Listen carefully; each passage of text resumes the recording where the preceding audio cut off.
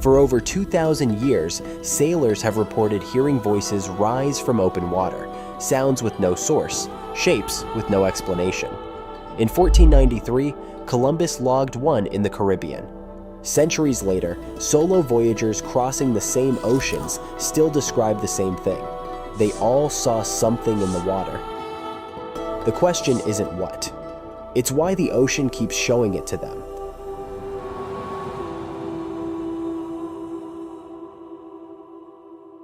Long before the first logbook, the idea of a voice rising from the sea haunted the world's oldest stories. In the Odyssey, written in the 8th century BC, Odysseus faced a danger that could not be fought with sword or shield. His crew pressed wax into their ears. He alone was bound to the mast, desperate to hear the Sirens' song, but powerless to answer it. Homer never describes the Sirens clearly. Sometimes they are half bird, sometimes half woman, but always it is the sound, not the shape, that threatens to pull men from their course.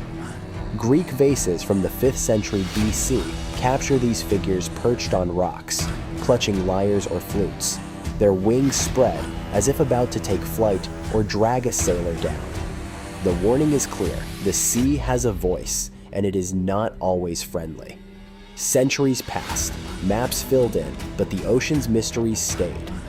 In January 1493, Christopher Columbus, sailing the Caribbean, wrote in his diary that he saw 3 creatures rise from the water. He called them Sirenas, mermaids, but noted they were not as beautiful as they are painted. Their faces strangely human, almost masculine. The sighting lasted only minutes, vanishing with the evening wind.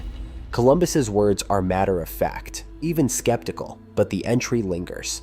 A seasoned navigator, trained to chart the unknown, still reached for an ancient name when confronted by something he could not explain.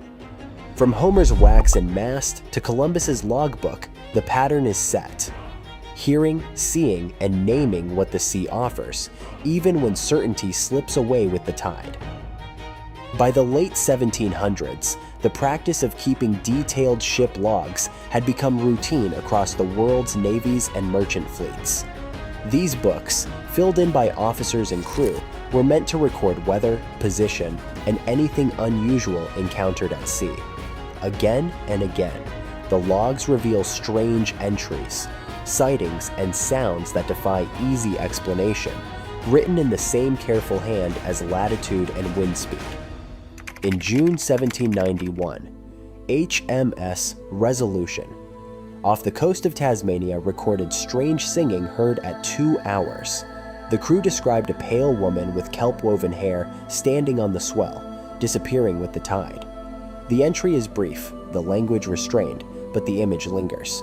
There is no mention of danger, only nervousness among the men. The logbook does not speculate, it records. In October 1852, the American whaler Charles W. Morgan, near the Azores, recorded a mermaid sighting at dawn. Her voice was soft, like a distant flute. The men laughed, calling it a sea fairy. No injury followed. Across decades and oceans, similar notes appear. The logs of HMS Adventure in 1736, a merchant vessel under Benjamin Franklin in 1769, and HMS Beagle in 1832. All describe forms or voices rising from the sea. Some entries are matter of fact, others colored by skepticism or humor. But the reports accumulate. The logbook, an institutional memory, preserves these moments, a chorus of anonymous witnesses, each recording what they saw or heard, each adding another layer to the riddle. Even as navigation grew more precise, the ocean's margins remained porous. The extraordinary became ordinary enough to be written down, not as legend, but as part of the daily record. A shape rises from the water, broad across the back, tapering to a single tail, with 2 flippers angled forward like arms. It lingers for seconds, then slips beneath the surface, leaving only a ripple and a memory. For centuries, manatees and dugongs have shared these waters with sailors, their bodies built for slow, deliberate movement just below the light. An adult manatee stretches nearly 3 meters long, surfacing every 3 to 5 minutes for air. Seen from a ship's deck, their rounded torsos and paired flippers blur into the outline of a seated figure. In calm seas, sunlight glances off algae-mottled skin, turning a grazing animal into a fleeting silhouette, something almost, but not quite, human. A marine mammalogist explains that female manatees, nursing their calves, float belly up near the surface. The mother's flippers cradle the calf, creating the impression of a woman holding a child. At distances of 30 meters or more, the details vanish, leaving only suggestion: a torso, arms, a head that lifts for a breath and disappears. These animals travel the same routes as early explorers: Caribbean lagoons, West African rivers, the Indo-Pacific coast, appearing just often enough to seed a legend. The logs mention faces, arms, a strange posture above the waves. The facts remain: a body adapted for buoyancy, a habit of surfacing at regular intervals, and a form that, for a moment, can trick even the most seasoned eyes. Night on the open water is never silent. Even when the wind drops, sounds travel in ways that defy landlocked logic. A sailor stands alone on deck and hears a note, a thin, wavering tone that seems to drift just above the waves. It rises, falls, and sometimes, if the conditions are right, it multiplies until it resembles a distant choir. Marine acousticians call this phenomenon acoustic ducting. When a layer of warmer air sits above cooler water, forming a temperature inversion of at least 4 degrees Celsius, sound bends back toward the surface instead of escaping upward. Low-frequency noises such as whale calls, ship engines, and the creak of distant rigging can travel up to 30 kilometers, arriving stripped of their source and direction. Rigging itself becomes an instrument. When wind strikes the taut lines at the right angle and speed, the cables vibrate, creating standing waves. A main shroud under tension can hum at a frequency between 120 and 350 hertz, and a forestay, slightly looser, produces a lower, mournful note. Multiple lines together can generate harmonics, beating against one another until the effect is eerily close to song. Dr. Elena Roussel, a marine acoustician, describes how, in the right conditions, the boundary between the ocean's voice and the ship's own becomes impossible to draw. For the listener, there is only the uncanny sense that something is singing out there in the dark, just beyond the reach of sight. Midway across the Pacific in 2021, a solo sailor known to friends as Lila logged a moment she still cannot explain. She had been at sea for 17 days, hundreds of miles from the nearest shipping lane. The boat's radar swept a blank circle, no vessels, no land, not even a blip from a fishing buoy. That night, the sky pressed low, and the water ran flat as black glass.